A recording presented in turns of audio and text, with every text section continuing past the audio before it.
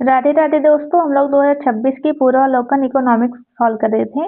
हम लोगों ने अंतर्राष्ट्रीय संस्था एक टॉपिक स्टार्ट किया था। हम लोगों ने इसके 50 क्वेश्चन कर लिए हैं। आगे के 50 क्वेश्चन इस क्लास में करेंगे। चलिए हम लोग प्रश्न करते हैं। आप लोगों को पता ही है कि घटना चक्र कितनी इम्पोर्टेंट होती है।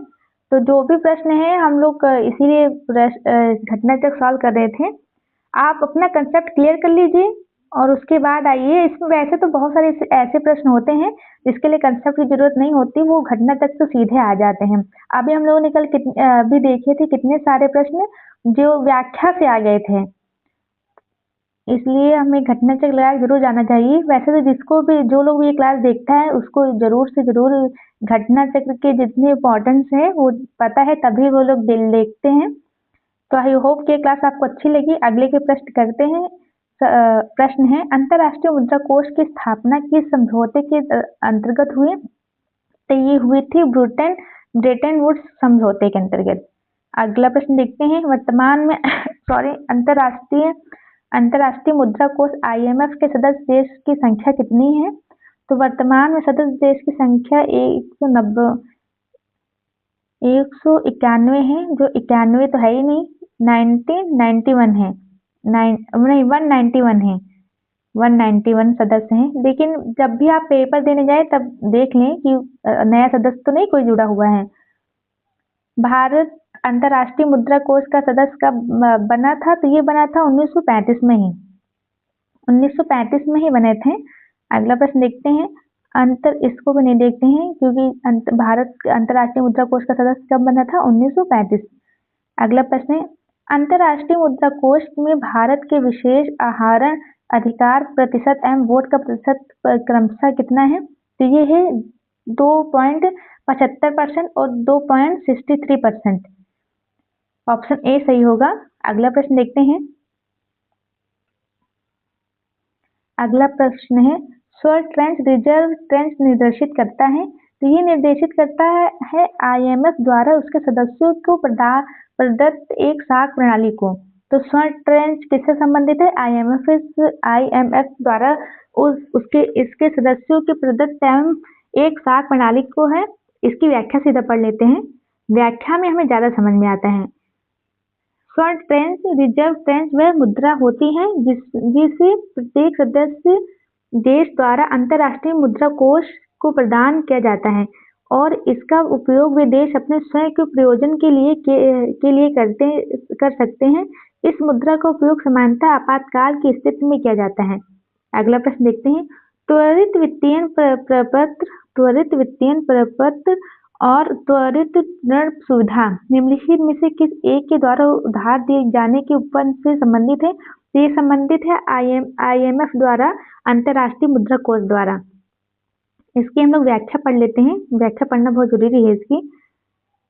त्वरित वित्तीय पत्र अंतर्राष्ट्रीय मुद्रा कोष द्वारा सभी सदस्यों को भुगतान संतुलन को ठीक करने की तत्काल आवश्यकताओं के लिए प्रदान किया जाता है। त्वरित विनियमन पत्र की शुरुआत सदस्य देशों की विभिन्न जरूरतों को पूरा करने के लिए एक व्यापक सुधार के रूप में किया गया। ये तत्काल जरूरतों की विस्तृत श्रृंखला जैसे वस्तु मूल्य, अस्थिरता, प्रकृति आपदाओं, संघर्ष और संघर्ष के बाद की स्थिति इत्यादि को शामिल करता है। त्वरित ऋण सुविधा द्वारा IMF कम आय वाले ऐसे देशों को जो भुगतान संतुलन के संकट का सामना कर रही हों को बिना किसी पूर्व शर्त के तत्कालीन रियायत वित्तीय सहायता प्रदान करता है। अगला प्रश्न देखते हैं। पेपर गोल्ड पत्र का आशय है? इसका आशय है अंतर्राष्ट्रीय मुद्रा कोष का विशेष आहरण अधिकार, SDR। अगला देखते हैं, इसकी व्याख्या पढ़ लेते हैं। IMF के विशेष आहरण अधिकार SDR को पेपर गोल्ड के रूप में जाना जाता है। SDR का मूल्य हर 5 वर्ष में IMF द्वारा आयोजित की जाने वाली समीक्षा बैठक में तय किया जाता है। अंतर्राष्ट्रीय तरलता की समस्या को हल करने के लिए वर्ष 1969 में IMF द्वारा SDR को चलन में लाया गया। कब लाया गया SDR को चलन में? IMF द्वारा कब लाया गया? 1969 में। ये क्यों लाया गया? अंतर्राष्ट्रीय तरलता की समस्या को हल करने के लिए। अगला देखते हैं। पत्र पत्र स्वर्ण का अर्थ है, इसका अर्थ है अंतर्राष्ट्रीय मुद्रा कोष का विशेष आहरण अधिकार। देखते हैं, पत्र स्वर्ण पेपर गोल्ड अंतर्राष्ट्रीय मुद्रा कोष का विशेष आहरण अधिकार SDR है। IMF ने वर्ष 1969 में इस व्यवस्था को प्रारंभ किया था। इसमें स्वर्ण की दुर्लभता को ध्यान में रखते हुए SDR को स्वर्ण के स्थान पर साख के रूप में स्वीकार किया गया। मतलब कि गोल्ड की जगह पर क्या स्वीकार किया गया? SDR। इसके लिए हम गोल्ड की जगह पर पेपर गोल्ड स्टार्ट किया गया, इसलिए इसे पत्र स्वर्ण की संज्ञा दी जाती है। अगला प्रश्न है, हाल ही में IMF के SDR बास्केट में निम्नलिखित में से किस मुद्रा को जोड़ने का प्रस्ताव दिया गया है? 2016 में दिया गया था रेनमिन को। इसकी व्याख्या देखते हैं। 30 नवंबर 2015 को अंतर्राष्ट्रीय मुद्रा कोष के कार्यकारी बोर्ड द्वारा लिए गए निर्णय के तहत 1 अक्टूबर 2016 में चीन की मुद्रा चीन की मुद्रा युआन को IMF के SDR बास्केट में 5वीं मुद्रा, अन्य 4 मुद्रा USA डॉलर, यूरो, येन, पाउंड स्टर्लिंग के रूप में शामिल हो गई। मतलब कि चाइना की मुद्रा भी अब इसमें शामिल हो गई है, युआन। किसी भी विकासशील देश में SDR क्लब में शामिल होने वाली युआन पहली मुद्रा है। अगला प्रश्न देखते हैं, निम्नलिखित में से कौन सा संगठन वर्ल्ड इकोनॉमिक आउटलुक नामक प्रकाशित करता है? वर्ल्ड इकोनॉमिक आउटलुक रिपोर्ट कौन जारी करता है? तो ये जारी करता है अंतर्राष्ट्रीय मुद्रा कोष IMF द्वारा जारी की जाती है। वर्ल्ड इकोनॉमिक्स आउटलुक का प्रकाशन अंतर्राष्ट्रीय मुद्रा कोष द्वारा जारी किया जाता है। ह्यूमन डेवलपमेंट रिपोर्ट का प्रकाशन संयुक्त राष्ट्र विकास कार्यक्रम द्वारा जारी किया जाता है और ग्लोबल कॉम्पिटिटिवनेस रिपोर्ट का प्रकाशन विश्व आर्थिक फोरम द्वारा तथा वर्ल्ड डेवलपमेंट रिपोर्ट का प्रकाशन विश्व बैंक द्वारा किया जाता है। अगला प्रश्न देखते हैं, इसको नहीं देखते हैं क्योंकि ये भी करंट संबंधित था। 2026 चल रहा है तो 2026 से जो भी रिपोर्ट आए आप उसको देखिएगा।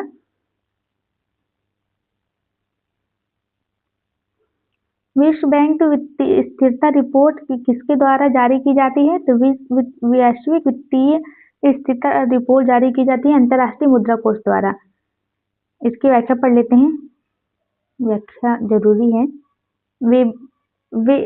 वैश्विक वित्तीय स्थिरता रिपोर्ट अंतर्राष्ट्रीय मुद्रा कोष द्वारा तैयार और प्रकाशित की जाती है। ये IMF द्वारा जारी अर्धवार्षिक प्रतिवेदन होता है जिसमें वैश्विक वित्तीय तंत्र एवं बाजार का आकलन प्रस्तुत किया जाता है। इस प्रतिवेदन में वर्तमान बाजार स्थिति तथा वित्तीय स्थिरता को प्रभावित करने वाले प्रमुख मुद्दों का विश्लेषण भी प्रस्तुत किया जाता है। अगला प्रश्न देखते हैं, वैश्विक वित्तीय स्थिरता रिपोर्ट निम्नलिखित में से किनके द्वारा जारी की जाती है? तो ये जारी की जाती है अंतर्राष्ट्रीय मुद्रा कोष द्वारा, IMF द्वारा जारी की जाती है। ये देखिए 2025 में प्रश्न पूछा गया था। चलिए हम लोग इसका व्याख्या देख लेते हैं। वित्तीय स्थिरता रिपोर्ट IMF द्वारा जारी की जाती है जिसके समानता वर्ष में दो बार इसकी रिपोर्ट आती है। एक अप्रैल में आती है, एक अक्टूबर में आती है। अप्रैल वाली आ गई है, अब अक्टूबर वाली जारी की जाएगी। यह रिपोर्ट वैश्विक वित्तीय प्रणाली को जोखिम, कमजोरियों और नीति संबंधी निहितार्थ का आकलन कर प्रस्तुत करती है। इसके अलावा IMF द्वारा world economics outlook, global financial sustainability report, physical monitoring आदि रिपोर्ट भी जारी की जाती है। विश्व आर्थिक मंच WEF द्वारा मुख्य रूप से global risk report, future of job report, global gender gap report आज जारी की जाती है।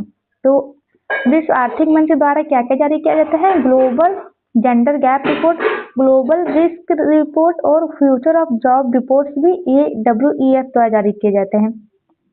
अगला देखते हैं, वर्ल्ड बैंक द्वारा जारी की गई रिपोर्ट ग्लोबल इकोनॉमिक्स प्रोस्पेक्ट और वर्ल्ड डेवलपमेंट रिपोर्ट जैसी रिपोर्टें जारी की जाती हैं। किसके द्वारा? वर्ल्ड बैंक द्वारा। अगला प्रश्न देखते हैं, ये छोड़ देते हैं, नहीं चलिए कर ही लेते हैं। अक्टूबर 2018 में किस अर्थशास्त्री को IMF के शोध विभाग का आर्थिक सलाहकार और निदेशक के रूप में नियुक्त किया गया था, वो थे गीता गोपीनाथन। जनवरी 2022 में यह अंतर्राष्ट्रीय मुद्रा कोष की पहली उप प्रबंधन निदेशक हैं। अगला प्रश्न देखते हैं। अंतर्राष्ट्रीय व्यापार का मुख्य सुरक्षा कवच है। इसका सुरक्षा कवच है WTO। विश्व व्यापार संगठन WTO एक अंतर्राष्ट्रीय सरकारी संगठन है जो अंतर्राष्ट्रीय व्यापार को नियंत्रित करता है। इसकी स्थापना 1 जनवरी 1995 को माराकेश समझौते के अधीन की गई। यह विश्व का सबसे बड़ा अंतर्राष्ट्रीय आर्थिक संगठन है। वर्तमान में इसके 166 सदस्य देश हैं। 21 अगस्त 2024 को कोमोरोस 165वां सदस्य के रूप में तथा 30 अगस्त 2024 में तिमोर लेस्टे 166वां सदस्य और WTO में शामिल हुआ। इससे पूर्व अफगानिस्तान 164वें सदस्य के रूप में WTO में शामिल हुआ। अगला प्रश्न देखते हैं। विश्व व्यापार संगठन किसका अंग है? वह है गेट सदस्यों द्वारा स्थापित एक अंतर्राष्ट्रीय व्यापार संगठन। इसकी व्याख्या देख लेते हैं। वर्ष 1948 में 1948 में गेट की स्थापना के पश्चात से विश्व व्यापार की संरचना एवं सदस्य राष्ट्रों की स्थितियों को अनेक परिवर्तन हुए। इसके कारण गेट व्यवस्था में परिवर्तन सुधार आवश्यक हो गया था। इसलिए 1 जनवरी 1995 को WTO की स्थापना की गई। WTO की स्थापना कब की गई? 1 जनवरी 1995 का। इसका मुख्यालय कहाँ है? जिनेवा स्विट्जरलैंड में। WTO का पूर्ववर्ती नाम क्या था? गेट था। गेट के स्थान पर ही WTO को स्थापित किया गया। ये कब स्थापित हुआ? 1 जनवरी 1995 में। इसका मुख्यालय कहाँ है? जिनेवा स्विट्जरलैंड में। अगला प्रश्न देखते हैं।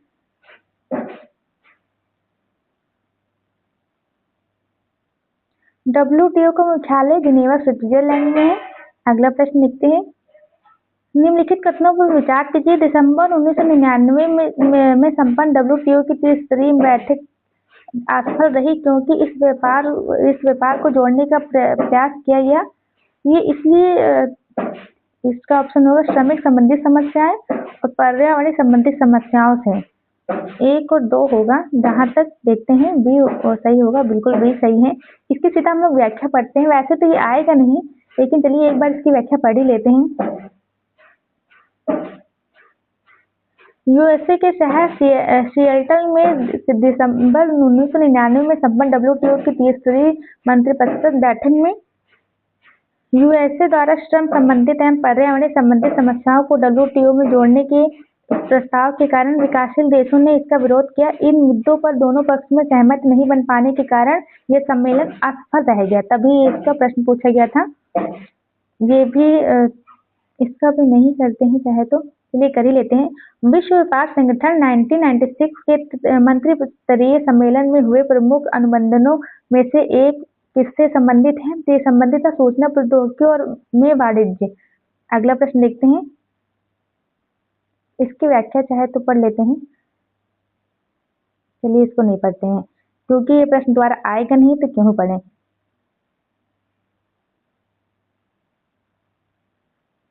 देखिए ये प्रश्न जो है इस प्रश्न तो दोबारा आएगा नहीं, इसलिए हम लोग विश्व व्यापार संघ के मंत्रियों की बैठक आहूत की गई थी।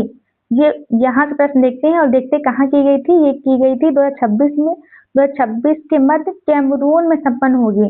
2026 में कहाँ पर संपन्न होगी? कैमरून में। तो याद रखिए विश्व व्यापार संगठन की मंत्रिपरिषद सम्मेलन कहाँ होगा 2026 में? कैमरून में। कहाँ होगा? कैमरून में।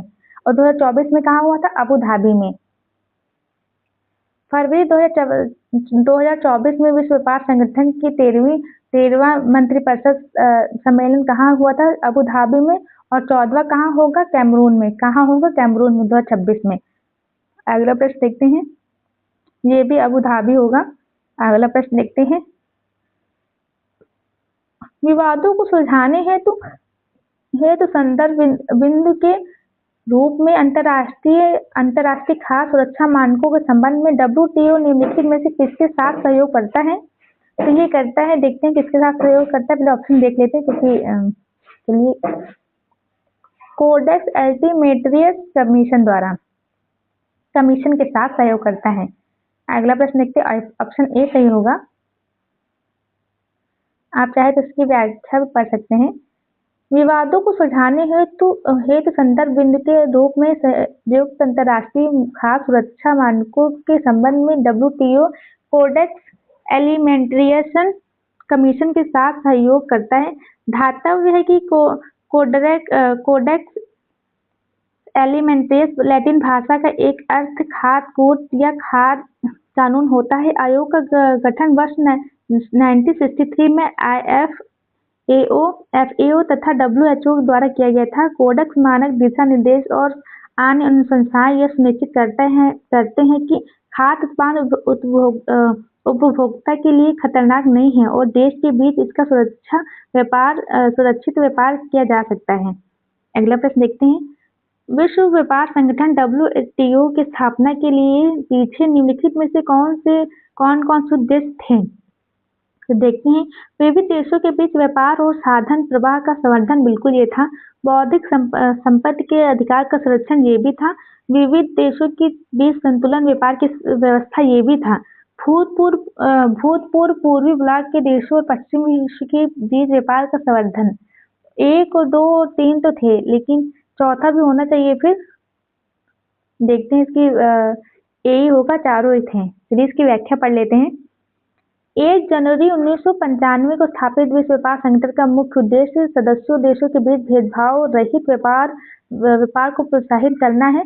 WTO की स्थापना के उद्देश्य उपरोक्त में से चारों थे। विश्व व्यापार संगठन की स्थापना 1955 में 1 जनवरी को हुई थी। विश्व व्यापार संगठन के अध्यक्ष मार्की लेमी का स्थान लिया है। तो ये करंट क्वेश्चन था, तब लिया था रॉबर्टो ने, लेकिन अब इसका कोई मतलब नहीं, इसको हटा देते हैं।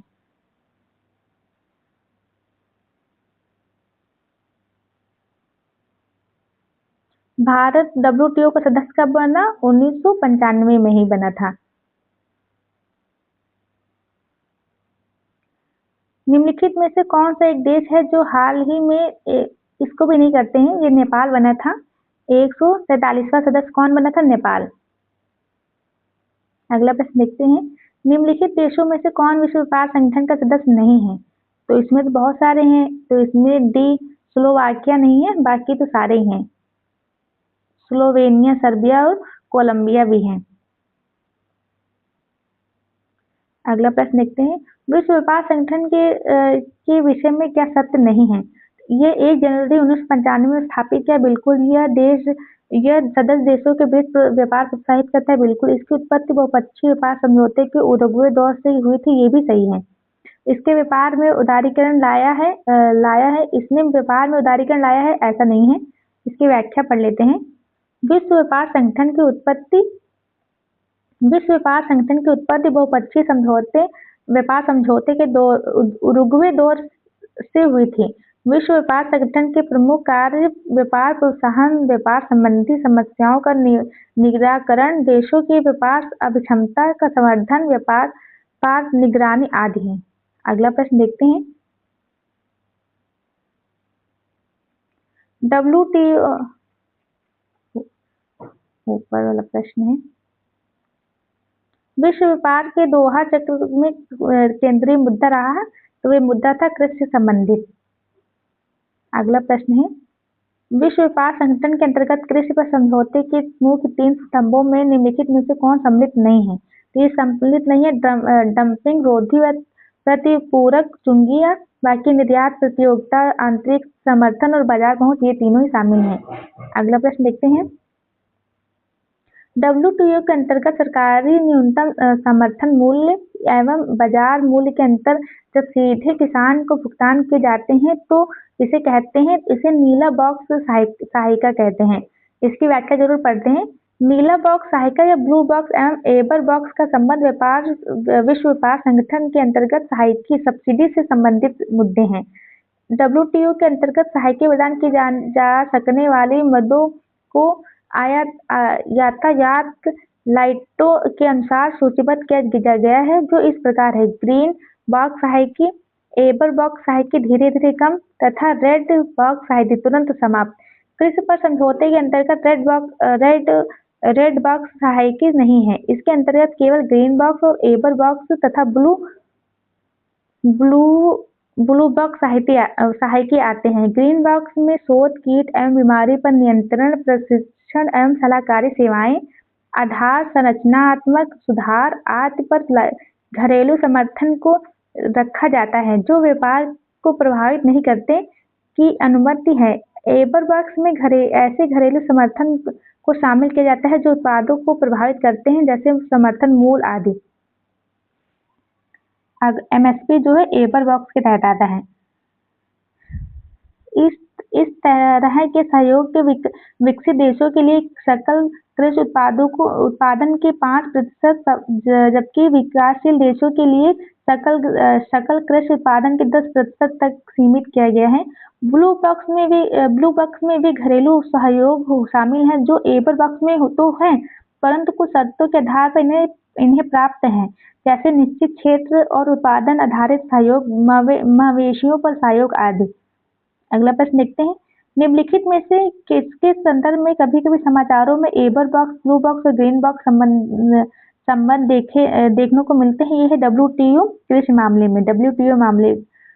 अगला प्रश्न है, WTO अंतर्गत निम्नलिखित में से कौन सा अनुदान कृषि के लिए अंतर्राष्ट्रीय बॉक्स के रूप में विचार नहीं करता? तो रेड बॉक्स है, बिल्कुल रेड बॉक्स नहीं करता है और व्हाइट बॉक्स भी नहीं करता है। अगला प्रश्न देखते हैं, भारत में कृषि क्षेत्र में छूट फार्म सब्सिडी के संदर्भ में निम्न कथनों पर विचार करना है। भारत में इनपुट सब्सिडी जैसे उर्वरकों पर दी जाने वाली अप्रत्यक्ष फार्म सब्सिडी के अंतर्गत आती है। ये तो बिल्कुल सही है, अप्रत्यक्ष ही रहती है, क्योंकि सब्सिडी उर्वरकों पर सीधा हम लोगों को नहीं दी जाती, सीधा वो जहाँ से हम लोग जहाँ से वो आती है वहीं पर दी जाती है, तो पहला तो सही है। और किसानों को बिजली एवं सिंचाई पर दी जाने वाली कटौती प्रत्यक्ष फार्म सब्सिडी के अंतर्गत आती है। ये भी नहीं है, ये भी नहीं होनी चाहिए, पहला तो सही होगा। देखते हैं क्या, C 1 और 4 होना चाहिए, बिल्कुल पहला तो सही है, दूसरा सही नहीं है, क्योंकि प्रत्यक्ष कटौती, ये प्रत्यक्ष तो सब्सिडी नहीं दी जाती है। विश्व व्यापार संगठन के कृषि संबंधित प्रावधान प्रत्यक्ष फार्म सब्सिडी की अनुमति देता है? बिल्कुल नहीं देता है, ये अप्रत्यक्ष सब्सिडी पर रोक लगाता है। भारत में सरकारों द्वारा दी जाने वाली सभी सब्सिडी अप्रत्यक्ष श्रेणी में आती है, बिल्कुल, इसलिए 1 और 4 सही होगा, 1 और 4 सही होगा, इसलिए ऑप्शन सी सही होगा। पढ़ लेते हैं, कृषि पर दी जाने वाली सब्सिडी को प्रत्यक्ष या अप्रत्यक्ष सब्सिडी के रूप में वर्गीकृत किया जाता है। भारत में इनपुट सब्सिडी जैसे उर्वरकों पर दी जाने वाली सब्सिडी अप्रत्यक्ष फार्म सब्सिडी के अंतर्गत आती है। विश्व व्यापार संगठन को कृषि संबंधित प्रावधान प्रत्यक्ष फार्म सब्सिडी की अनुमति देता है, परंतु अप्रत्यक्ष सब्सिडी पर रोक लगाता है। कथन 1 और कथन 4 सही हैं, जबकि कथन 1 और 2 गलत हैं।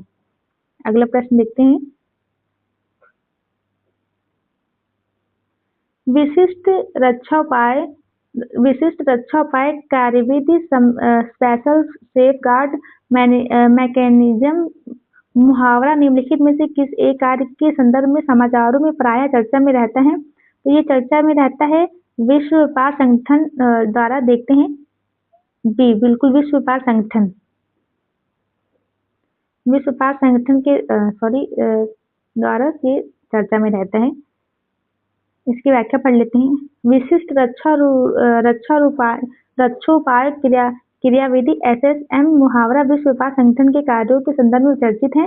यह विकासशील देशों के लिए एक सुरक्षा उपाय है जिसके तहत उन्हें उन सस्ती आयातित वस्तुओं पर अतिरिक्त सुरक्षा चक्र लगाने की छूट प्राप्त है जो अर्थव्यवस्था को दुष्प्रभावी करते हैं।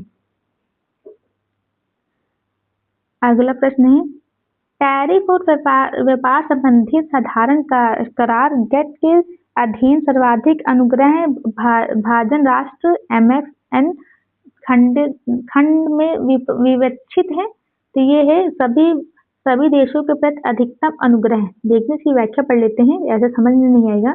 गेट के अधीन सर्वाधिक अनुग्रह भाजन राष्ट्र मोस्ट फॉरवर्ड नेशन MFN पद का अर्थ यह है कि यदि कोई देश किसी अन्य देश को विदेशी व्यापार में कोई विशेष सुविधा प्रदान करता है तो वह विशेष सुविधा गेट के सभी सदस्यों को भी उपलब्ध होगी।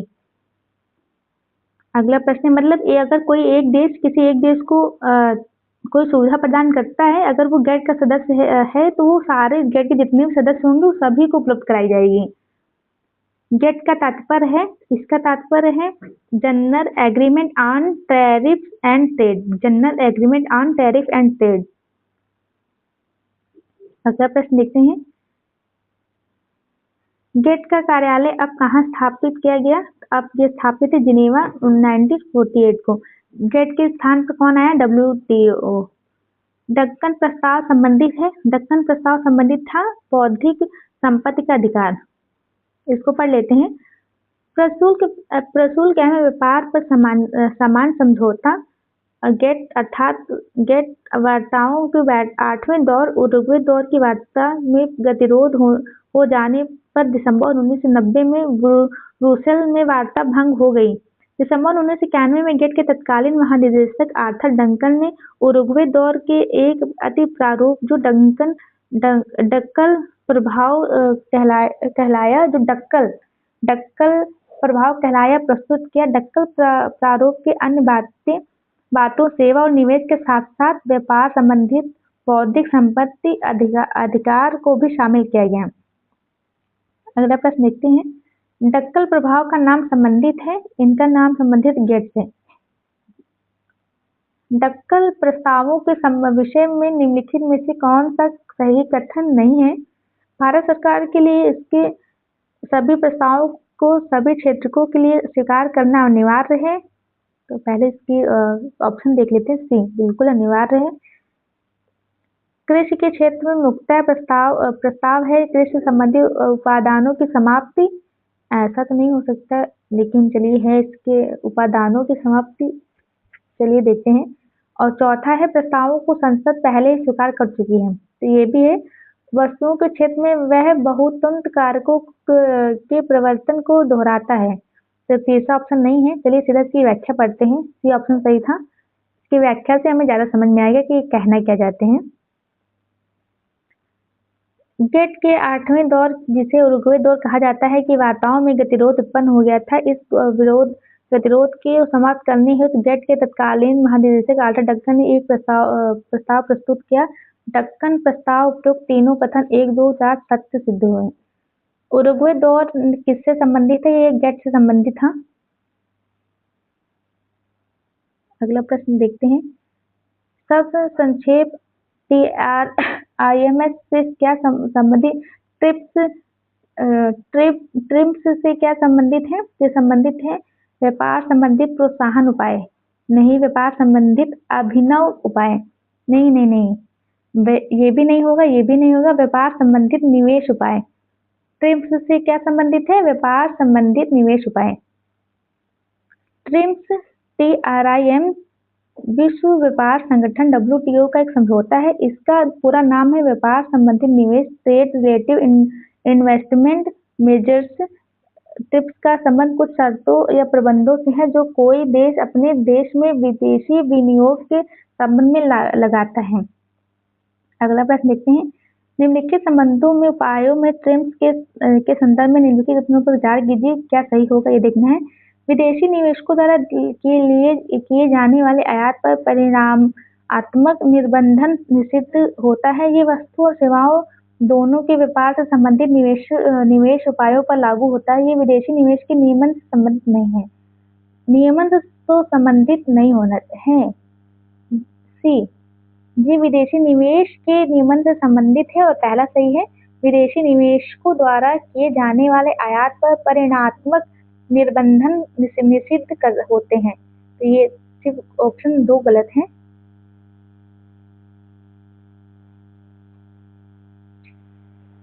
इसकी व्याख्या पढ़ लेते हैं। विश्व व्यापार संगठन एकमात्र वैश्विक अंतर्राष्ट्रीय संगठन है जो राष्ट्रों के मध्य व्यापार नियमों से संबंधित है।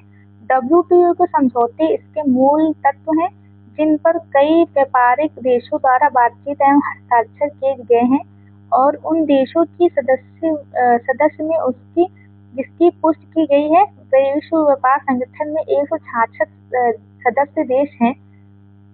व्यापार संबंधित निवेश उपाय जो केवल वस्तुओं के व्यापार पर लागू होता है, विदेशी निवेश की बाधाओं को दूर करने की व्यवस्था करता है और विदेशी निवेशकों द्वारा किए जाने वाले आयात पर परिणात्मक निर्बंध निषिद्ध करता है।